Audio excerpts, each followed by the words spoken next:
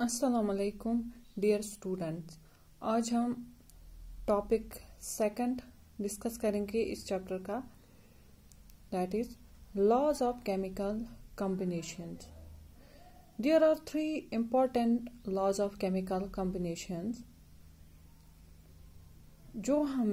जिनसे हमें ये कंफर्म होता है ये आइडिया कि एटम जो होते हैं वो सबसे छोटे पार्टिकल्स ऑफ मैटर होते हैं, that is atoms being the smallest particle of matter.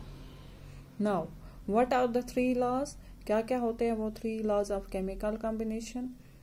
First is law of conservation of mass, या जिसको हम कहेंगे law of conservation of matter भी, या law of constant proportions and law of multiple proportions.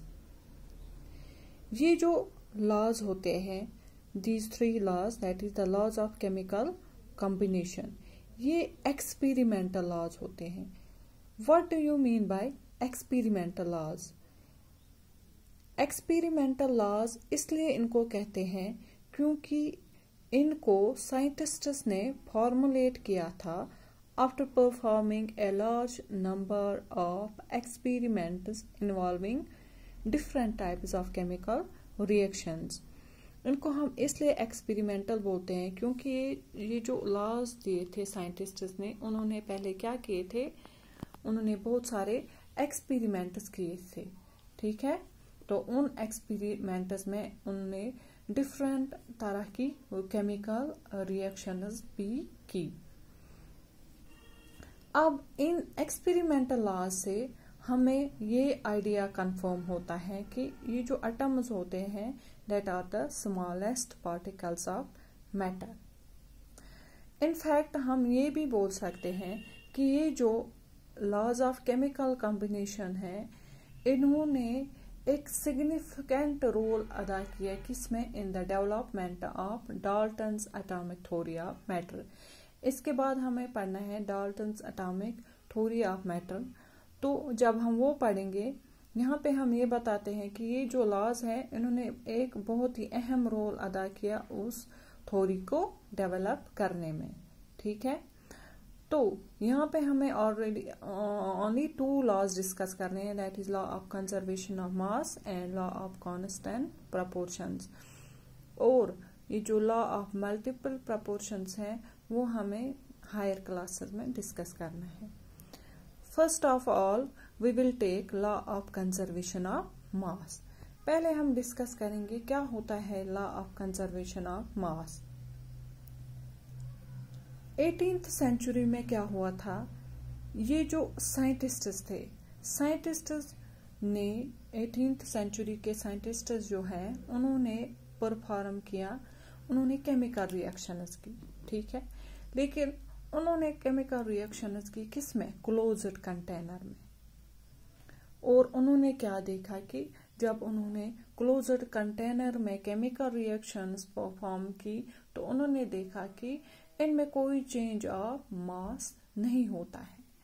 तो उसी से उनको ये आइडिया मिला जिससे उन्होंने दिया क्या, फॉर्मुलेट किया law of conservation of mass. Now law of conservation of mass ये किसने दिया था? Law of conservation of mass was given by Lavoisier in 1774। कब दिया था लिवोशियर ने ये लॉ? इन 1774। तो अकॉर्डिंग टू दिस लॉ पहले स्टेटमेंट देखेंगे, मास can neither be created nor destroyed in a chemical reaction. जब भी एक केमिकल रिएक्शन होती है उसमें ना तो हम क्रिएट मास कर सकते हैं नॉर डिस्ट्रॉयड, ना हम मास को डिस्ट्रॉय कर सकते हैं। और सेकंड डेफिनेशन है इसकी, in a chemical reaction total mass of product is equal to total mass of reactants. एक केमिकल रिएक्शन में क्या होता है कि जो टोटल मास होता है प्रोडक्ट्स का वो बराबर होता है किसके, टोटल मास ऑफ रिएक्टेंट्स के। यहाँ there is no change of mass during a chemical reaction, ठीक है। अब जो सब्सटेंसेस कंबाइन होते हैं इन ए केमिकल रिएक्शन उनको हम बोलते हैं रिएक्टेंट्स, और जो वहां पे नए सब्सटेंसेस बनते हैं उनको हम कहते हैं प्रोडक्ट्स। फॉर एग्जाम्पल यहाँ पे हम एक एग्जाम्पल देंगे जिससे आपको क्लियर हो जाएगा ये लॉ ऑफ कंजर्वेशन ऑफ मास। हम देंगे कैल्शियम कार्बोनेट।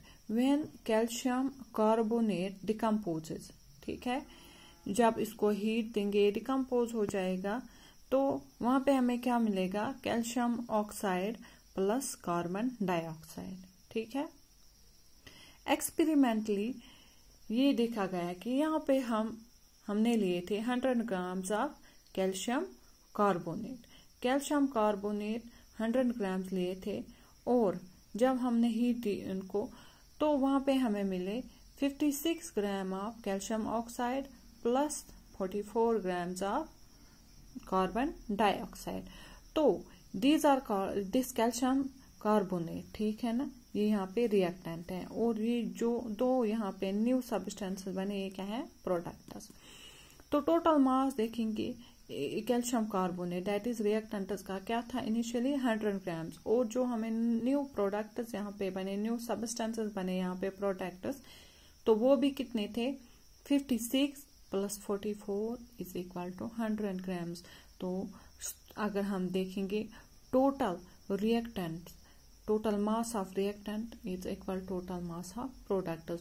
तो इस एग्जांपल से यहाँ पे ये प्रूव हो जाती है कि लॉ ऑफ कंजर्वेशन ऑफ मास, ठीक है ना।